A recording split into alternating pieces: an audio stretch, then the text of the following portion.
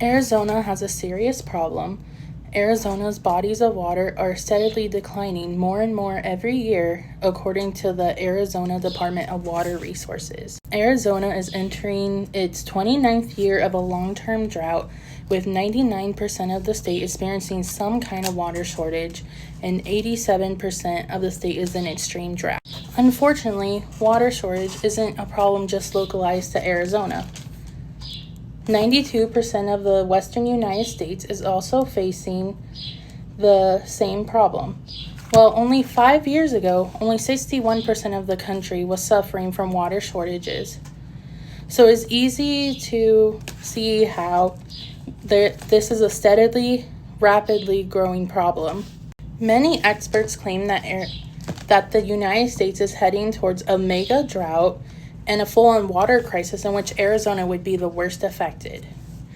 The Arizona Water Facts website states that the Colorado River system for the past 19 years has been experiencing intense drought conditions and is currently at an all-time low. And as this is the source of 36% of Arizona's total water use, this has drastic results for Arizona. Because of the record low levels of the Colorado River system, has also resulted in Lake Mead dropping to record low reservoir levels, and Lake Mead hasn't seen levels this low since the 1930s. Now, you might think that a water shortage doesn't sound that bad, and that's where you would be wrong. Not only does it impact farming, but also temperature, and it can also and will impact the health of the residents of Arizona, according to Valleywise Health. Starting with water quality, as a drought doesn't just mean less water, but also poorer quality of water. As rainfall declines, bodies of water become stagnant and filled with pollution, and the process is accelerated and amplified by the high temperatures of Arizona, which will lead to reduced oxygen levels.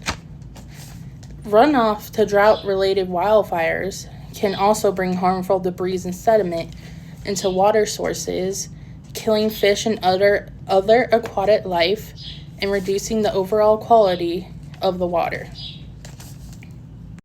And as I mentioned earlier, the water shortage would also impact the food and nutrition needs of Arizona.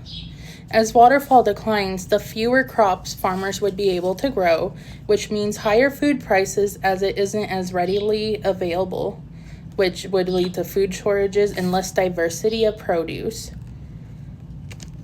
Extreme drought can also cause changes to the climate that would shorten the growing season, and also that would impact how much food would be available.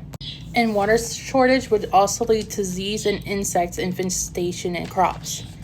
Also, the livestock people rely on for protein would become malnourished, diseased, and eventually die off.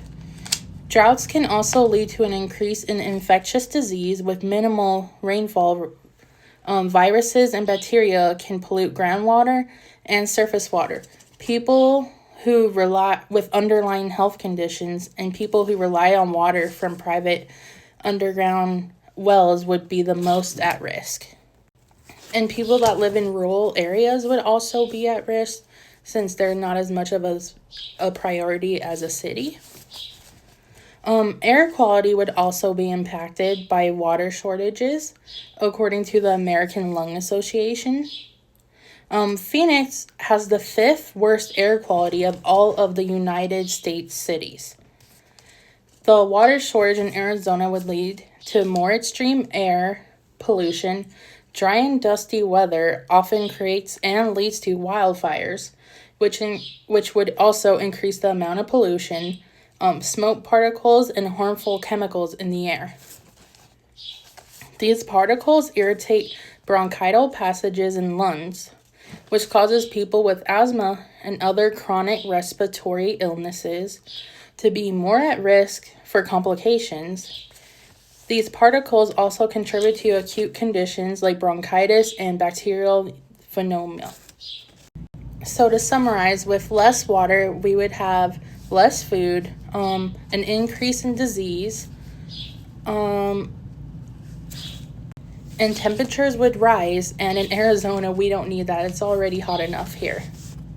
With all this being said, there are ways to combat this growing dilemma, starting with being more mindful of your everyday water usage and the water you do waste every single day. And here are some simple steps you can take to help improve the water shortage, starting with taking shorter showers. Consider installing a water-saving shower head. Turn off water when you aren't using it, such as when one is brushing their teeth or when they're washing their hands and they're scrubbing. Another way that you in your everyday life can lessen your water wastage is when you are running your dishwasher and washing machine, have them completely full and on the shortest cycle. And you can also only water lawn, plants, and trees when absolutely necessary, or replace trees or non-native plants with native plants. And you can also replace your grass with xeriscaping or astroturf. And always remember to check your home regularly for leaks. Additionally, collecting rainwater would help limit your water waste. But with all this being said, the average everyday person only produces about 3% of pollution and water waste, so be mindful of who you vote into elected positions, as they can often do more than your normal everyday person, especially when it comes to regulations on corporations. And hopefully, when taking all these measures, we can reduce the water shortage issue in Arizona.